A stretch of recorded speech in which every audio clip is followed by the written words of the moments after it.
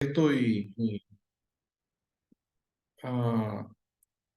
Eso es que se está quiero grabando ahorita la compartir. llamada, doctor. No, ¿Diga? eso es que se está grabando la llamada, ese sonidito. Ah, bueno, está bien, muy bien, perfecto. Sí, bueno, muchísimas gracias por la invitación, Wilfredo. Pues para eh, quienes no me conocen, pues mi nombre es Alejandro Aguilar y yo me dedico a la asesoría empresarial ya desde hace muchos años. Y pues Wilfredo Fonseca me ha invitado a que pueda colaborar con este programa y lo hago con todo gusto, pues con este encuentro. Es importante decir que este encuentro que estamos teniendo en este momento es un pequeño preámbulo de un encuentro mayor que vamos a tener en los próximos días, ¿verdad? Así es que espero que pequeño encuentro, pues ahora, pueda ser de utilidad, ¿verdad? Yo quiero compartir eh, una, una pantalla, a ver si me lo permiten. Ok, Lo, permítame, lo, ya lo, luego la lo- autorización, permítame. sí, si me lo permiten, por favor, pues para... Adelante, don Alejandro. Doctor, ya creo que ya puede. Ok, un momentito, vamos a compartir entonces una pantalla. am, eh, Espero que se pueda visualizar, no sé si la pueden Sí, ya visualizar. ahorita la visualizamos Ok, perfectamente. sí, bueno, he preparado pues unas pequeñas láminas que siempre pueden ayudar bastante a dar seguimiento a la conversación que vamos a tener. He titulado este encuentro Respaldo Jurídico de las Operaciones Comerciales. ¿Por qué hablar de este tema? Y cómo y hasta dónde podemos alcanzar este objetivo, ¿verdad? De manera que se convierte esto en un preámbulo, pues, ¿verdad? Es decir, del tema que abordaremos la próxima semana ya en el encuentro. Bien, lo primero que quiero referir es que el objetivo esencial que nosotros debemos intentar lograr en nuestras relaciones económicas es lo que conocemos como seguridad jurídica. Ese es el término tradicional que se utiliza mundialmente para referirse, ¿verdad?, a lo que voy a describir en este momento. Entendemos por seguridad jurídica la certeza del derecho, de su contenido, de sus alcances, de sus límites y a quién corresponde ese derecho. Eso es lo que entendemos por seguridad jurídica. La certeza, insisto, de ese derecho, de su contenido, de cuáles son sus límites, cuáles son sus alcances y a quién corresponde ese derecho. Y eso en las transacciones comerciales, en las transacciones económicas, es fundamental porque es la piedra angular al final sobre la que se construye cualquier tipo de relación comercial. Otro elemento importante que ustedes deben tomar en cuenta es que cuando hablamos de la seguridad jurídica deviene fundamentalmente de la presencia de una norma. Esa norma es previa al hecho, ¿verdad?, que estamos analizando. O sea, la norma debe preexistir. La norma no puede existir después del hecho, porque si existe después del hecho, entonces se convertiría en una norma ad hoc, ¿verdad? No, la norma es preexistente al hecho que estamos analizando. Esa norma debe ser conocida por todos y debe ser previsible cómo se aplica esa norma a casos o situaciones concretas. Eso es lo que te permite tener un pronóstico claro, ¿verdad?, de cuál es tu nivel de seguridad, en qué situación estás. Bien, debemos entonces nosotros tomar en cuenta que en nuestra actividad diaria nosotros establecemos una serie de relaciones económicas y contraemos una serie de obligaciones y por lo tanto, en el contexto en el que las empresas nos movemos, siempre debemos preguntarnos cómo mejoro o alcanzo la seguridad jurídica de mis transacciones. Y esto, por supuesto, va a tener interés para la vida de la empresa, para la vida de sus proveedores, para la actividad con sus clientes, para la actividad con las diversas partes que interactúan con la empresa y como veremos más adelante también tiene un valor importante a efectos tributarios, ¿verdad? Sobre lo que vamos a volver sobre este tema. Bien, dicho lo anterior y tratado de sintetizar en muy breves palabras de qué estamos hablando cuando estamos hablando de la seguridad jurídica, ¿verdad? Que nosotros queremos tener presente en nuestra actividad económica, ¿verdad? Cabe entonces, como he dicho antes, preguntarse cómo mejoro o cómo alcanzo la seguridad jurídica de mis transacciones. Y para responder esta pregunta o en este asunto sobre cómo conseguimos la seguridad jurídica necesaria para nuestras transacciones, conviene tomar en cuenta que pueden presentarse 4 variables distintas, 4 variables diferentes, ¿verdad? 4 variables, digamos, son como 4 piezas del rompecabezas, ¿verdad? Es decir, de lo que llamamos la seguridad jurídica. Yo voy a mencionar esas 4 variables, que son variables esenciales, no puede faltar ninguna, ¿verdad? Para después hacer una reflexión más específica. La primera de esas variables sería lo que entendemos como un ordenamiento legal justo, moderno, que sea conocido, que sea predecible. ¿A qué me estoy refiriendo con esto? Bueno, me estoy refiriendo a la existencia de una ley, al reconocimiento de los principios generales del derecho, ¿verdad? Ese es el primer eslabón, digamos, ¿verdad? Es decir, de esta cadena clave de la seguridad jurídica, un ordenamiento legal justo, moderno, conocido y predecible. En segundo lugar, ¿verdad?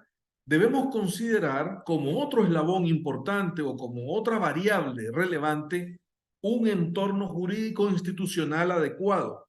¿A qué me refiero con esto de un entorno jurídico institucional adecuado? Bueno, a la existencia de instituciones. Me refiero a la existencia de mediadores, árbitros, jueces, tribunales, instituciones y autoridades administrativas que están encargadas de aplicar la ley y que están vinculadas, ¿verdad?, con una serie de opiniones, ya sea llámese jurisprudencia judicial o jurisprudencia administrativa, etcétera, ¿verdad? Es decir, que están, de alguna manera se sienten comprometidos y vinculados a la forma o a las maneras en las que se ha aplicado la ley a casos concretos, ¿verdad? Eso es súper importante. Sería un segundo eslabón, pero habría un tercer eslabón también relevante, ¿verdad? Que es la existencia de unos procesos institucionales que sean también conocidos y que sean predecibles. ¿Qué estoy queriendo decir con eso? O sea, que la sociedad, ¿verdad? Una parte importante de la sociedad y de los actores reconocen el debido proceso como una, digamos, un faro, ¿verdad? De que todo el mundo quiere alcanzar, ¿verdad? Es decir, que en el proceso se quiere lograr eso. No se quiere cometer una arbitrariedad, no se quiere atropellar a nadie, se le quiere conceder los derechos a las personas, se quiere que las personas puedan acudir a más de una sola autoridad, o una autoridad que pueda revisar las funciones o las aplicaciones de otra autoridad. A eso me estoy refiriendo de manera muy rápida con lo que entendemos por el debido proceso. Y ese sería un tercer eslabón. Y luego habría, me parece a mí, un cuarto eslabón o una cuarta variable muy importante, que sería un adecuado y correcto respaldo documental de las obligaciones y de las operaciones que se realizan en la actividad económica. Es decir, estamos hablando de minutas, ahí por error puse minutos, pero son minutas, actas, acuerdos, memorándum, contratos, ¿verdad? Documentos que reflejen no solamente externamente, que estamos muy acostumbrados a ello por vía de las relaciones contractuales, por vía de que firmamos un contrato, sino también incluso internamente dentro de nuestra empresa. Me refiero a los acuerdos, las políticas, los procedimientos, etcétera, ¿verdad? Es decir, que tenemos dentro de la empresa, dentro de nuestra entidad comercial o mercantil para realizar nuestra actividad. Entonces, si ustedes ven esos 4 eslabones, o si ustedes quieren esas 4 variables, pues una persona rápidamente podría decirme, bueno, estoy un poco fregado porque probablemente no tengo capacidad de incidir en todo eso, ¿verdad? Y me la está poniendo muy difícil el señor Aguilar con esta historia que me está planteando aquí de cómo conseguir la seguridad jurídica en las transacciones económicas. Bueno, desde mi punto de vista, nosotros lo que tenemos que hacer es no descuidar aquello que depende de nosotros, ¿verdad? No descuidar con una posición muy estoica, decir, voy a saber diferenciar aquello que depende de mí de lo que no depende de mí. Y todo lo que depende de mí voy a intentar hacerlo de la mejor manera posible, de la forma más profesional posible. De manera que, como he puesto aquí, de estas 4 variables, hay una que claramente depende casi enteramente de nosotros, ¿verdad? Y que es el adecuado y correcto respaldo documental de las obligaciones y de las operaciones comerciales que nuestra empresa realiza. Ahora bien, ustedes podrían preguntarme, pero, a ver, señor Aguilar, ¿un buen respaldo documental es acaso garantía suficiente del cumplimiento de esas obligaciones? Y desde ahora les doy la respuesta claramente, no. Evidentemente no. No necesariamente un buen respaldo documental va a terminar en una correcta o en un correcto cumplimiento de las obligaciones contenidas en una relación contractual, en un contrato, en un memorándum de entendimiento o como se le quiera llamar. Sin embargo, también dejo aquí plasmada claramente una idea. Ciertamente mejora las posibilidades de que podamos hacer cumplir la obligación en la medida en que nosotros hayamos sido diligentes profesionales en documentar adecuadamente la transacción en la que nosotros estamos involucrados.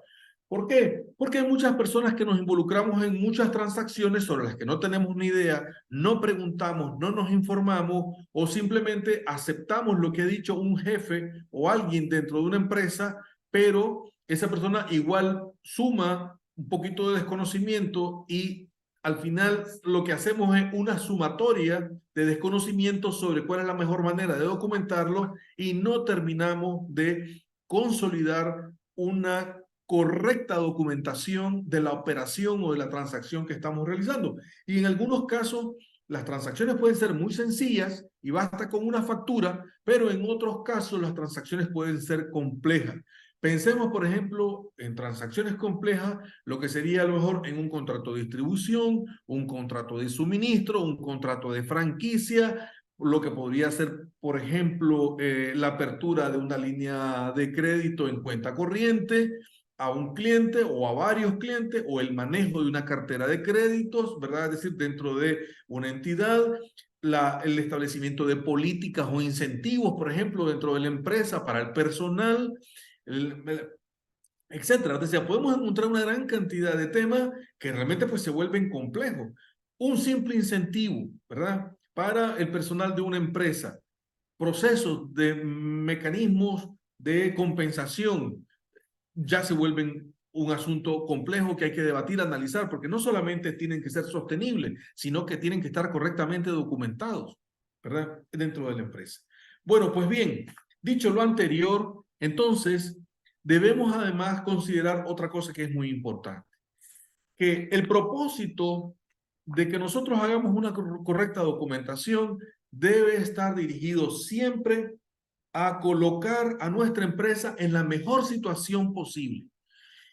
Y he dicho antes que ustedes podrían decirme, sí, pero ¿eso me va a asegurar a mí el cumplimiento de la obligación? No, pero no debemos confundir nunca mi diligencia, mi responsabilidad, mi profesionalismo, mi manera de informarme sobre qué es lo que debo hacer para documentar adecuadamente una transacción con lo que es el cumplimiento futuro o la posibilidad del cumplimiento futuro. Porque eso ya depende también de otros elementos. Y aquí quiero detenerme solamente en uno de ellos, ¿verdad? Por ejemplo, debemos considerar que el cumplimiento de un contrato, de una obligación, puede depender de los valores, de la responsabilidad, de la calidad moral o de la calidad ética que cada persona tiene y que puede ser diferente en cada persona. Veamos un ejemplo sencillo de lo que quiero transmitir con esto. ¿verdad? Primera posibilidad. Hay muchas personas, fíjense ustedes, que se sienten obligadas solo por el hecho de haber dado su palabra. Por haber dicho, yo le dije, yo le prometí que iba a tomar este arrendamiento. Yo le prometí y le acepté un precio. Yo le dije que íbamos a respaldar con nuestra garantía ese desperfecto. Nosotros nos comprometimos en ocasión pasada a cubrir los daños que ha sufrido el equipo que entregamos, etcétera. Ese tipo de cosas, ¿no? Es decir, supóngase que solamente por haber dado su palabra, muchas personas se sienten comprometidas. Y era así, ha sido así a lo largo de la historia de la humanidad. La palabra ha contado mucho. Piensen ustedes que durante muchos siglos, las personas que hacían transacciones no necesariamente tenían a mano un escribano y un cuaderno para ir tomando nota de sus compromisos y firmando cada compromiso que iban realizando. O sea que la palabra durante siglos ha sido una expresión a la que se le ha dado muchísimo valor. Y por lo tanto, todavía hoy mucha gente se siente obligada solamente por haber dado su palabra. Entonces, frente a una persona con esas calidades morales, las posibilidades de que si además de eso tenemos las cosas correctamente documentadas y se cumple lo que hemos documentado, lo que hemos acordado, pues son altas posibilidades. Sin embargo, debemos también tomar en cuenta que pueden haber personas que no se sienten nunca obligadas sino hasta que firman un documento. Y entonces toda la negociación, todo lo que te dije, lo que me dijiste, vino, y hasta el último minuto se pueden levantar de la mesa y se pueden ir. Y estando en el banco, ahí en la reunión, pueden decir, ¿sabe qué? No estoy de acuerdo porque realmente no me parece, y se levanta y se va. Y no se siente mal, no se siente obligado por el hecho de haber roto una operación comercial que no se realizó porque entiende que él, hasta que no firme el documento, él no está obligado. Esa persona se siente que no está obligada, ¿verdad? Entonces, esas son circunstancias que pueden suceder y que no tienen nada que ver con la documentación, ¿verdad? Es decir, ni con la calidad documental de un contrato. En tercer lugar, podríamos estar frente a personas que a pesar de haber firmado un contrato, un acuerdo, no se sienten tan obligadas a cumplirlo. Pues dicen, bueno, sí, ya veremos si a lo mejor podemos, a lo mejor no podemos. Si caemos en mora no pasa nada, para eso hay un interés moratorio. Si no puedo pagar, no importa, que me esperen, que me llamen. Es decir, ese tipo de cosas pueden suceder. Y luego podemos tener situaciones extremas de personas que firman un contrato o que firman un compromiso a sabiendas de que nunca lo van a cumplir, ¿verdad? De manera que el hecho de documentar adecuadamente una transacción económica no está dirigida a asegurar el cumplimiento de esa transacción económica, sino a colocarnos a nosotros en una mejor posición, a crear una certeza de qué es lo que hemos acordado, porque las palabras se las lleva el viento. Y necesitamos estar claros de si había un depósito o no había un depósito, si había un interés o no había un interés, si había una mora o no había una mora, si habían 30 días para entregar algo o eran 60, si de todas maneras era necesario que hubiese una garantía sobre el producto o no, y cuánto tiempo, y cuál era la extensión de la garantía, qué cosa era lo que cubría, etcétera, etcétera, etcétera, ¿no? Es decir, entonces, claro, un contrato tan complejo, imaginemos un contrato de obra, por ejemplo, un contrato de una obra civil, establece cualquier cantidad de detalle y entonces, en esos casos, obviamente contar con un instrumento, ¿verdad? Documentado que reúna los acuerdos, los intercambios, las comunicaciones, etcétera, entre las partes y una síntesis de ella probablemente en un contrato escrito va a ser fundamental. De manera que, ¿qué es lo que nosotros estamos buscando o debemos buscar desde el inicio? Estamos buscando la certeza, la seguridad de que estamos claros de qué es lo que queremos lograr, ¿verdad? Pero debemos estar claros que la creación de esa certeza sobre esos pactos y sobre esos acuerdos no constituye la garantía de su cumplimiento, ¿verdad?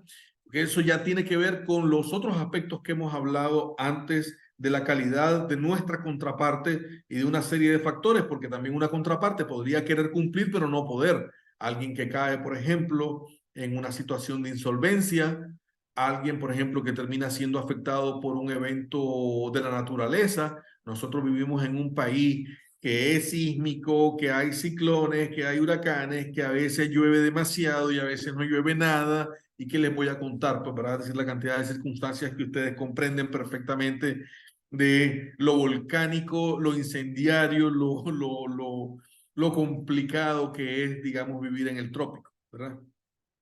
Bueno, entonces la razón pues por la que nosotros queremos documentar correctamente las transacciones es para fortalecer nuestra posición y dotar nuestras transacciones de la mayor certeza posible, ¿verdad? Vamos a estar mejor preparados si todas nuestras actividades están correctamente documentadas, ¿verdad? Ahora bien, adicionalmente a estos objetivos, ¿verdad? De crear certeza, de fortalecer nuestra posición, ¿verdad? Y dotarlas de esa mayor certeza posible de la que hemos hablado, ¿verdad? De que vamos a estar mejor preparados para asegurar el cumplimiento de nuestras transacciones, también hay que decir claramente que documentar correctamente nuestras transacciones también puede ser útil para efectos tributarios, ¿verdad? Y entonces, claro, ese es un punto que no podemos perder de vista. Y entonces ahora me quiero robar unos minutos, no sé cómo vamos con el tiempo, pero supongo que me queda muy poquito ya, Sí, ya me para quedan unos 3 minutitos. unos 3 minutitos, sí, correcto, para explicar algo muy importante. Hacer una advertencia inicial. No hay ninguna ley ni ninguna norma que explique de manera sintetizada exactamente cómo y cuáles transacciones deben documentarse de una u otra manera. No existe. Ninguna persona puede decir, no, si vos te lees el artículo 33 de la ley no sé cuál, ahí está todo escrito para todos los contratos, para todas las relaciones, ¿verdad? Es decir, las de seguridad social, las laborales, las mercantiles, las civiles, las hereditarias, todo está ahí. No, eso no es cierto. Nunca van a encontrar eso ustedes en el ordenamiento. El ordenamiento está disperso, ¿verdad? En algunos casos, sí hay que reconocer que la ley trata de ser bastante precisa, ¿verdad? Voy a poner un ejemplo para que ustedes lo tomen en cuenta muy rápidamente. Por ejemplo, el artículo 2483 del Código Civil de Nicaragua dice, deben constar en instrumento público y traza una lista de relaciones contractuales que deben constar según la ley en instrumento público. Sin embargo, es una cosa muy curiosa porque no se agota la lista ahí. Hay otras leyes que también se refieren a la necesidad de que se otorguen en instrumento público. Por ejemplo, que dice claramente los poderes. Sin embargo, no menciona a las sociedades y las sociedades deben ser creadas en un instrumento público, ¿verdad? Pero bueno, hay artículos que tratan así de establecer como una lista, ¿verdad? Pero claro, esa lista se queda pequeñísima para la cantidad de transacciones que deben ser documentadas. Y además, en el caso del 2483 del Código Civil se está refiriendo a escrituras públicas, pero hay mucha documentación que nosotros podemos realizar de manera privada. Y entonces ahí es donde debemos tomar en cuenta algunos aspectos y me voy a referir de la legislación tributaria.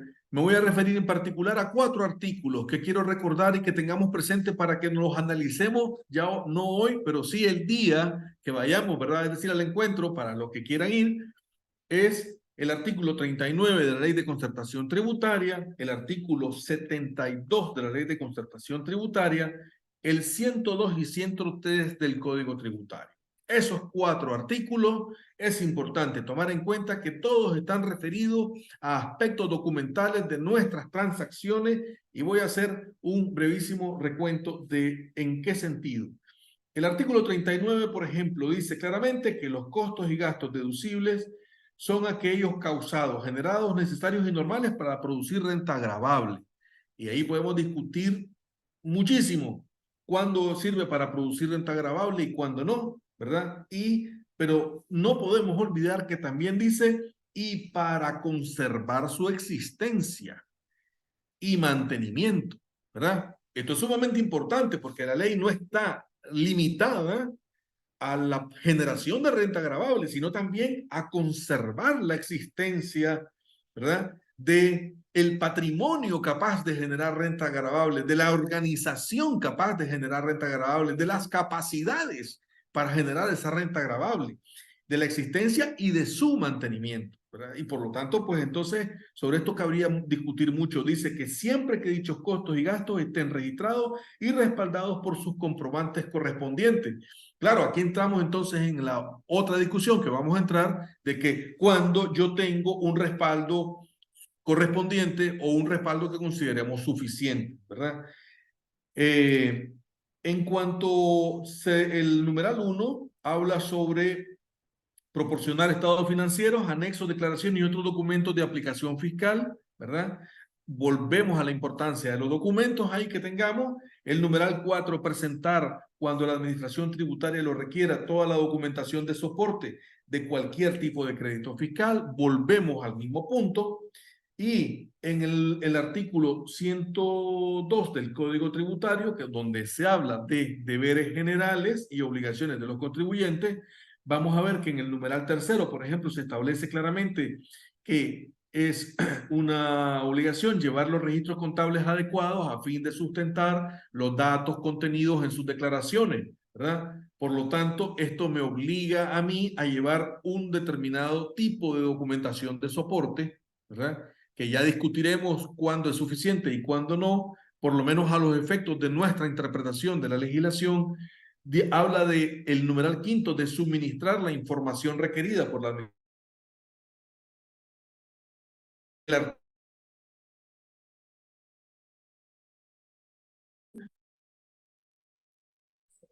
Hola, muy buenas tardes.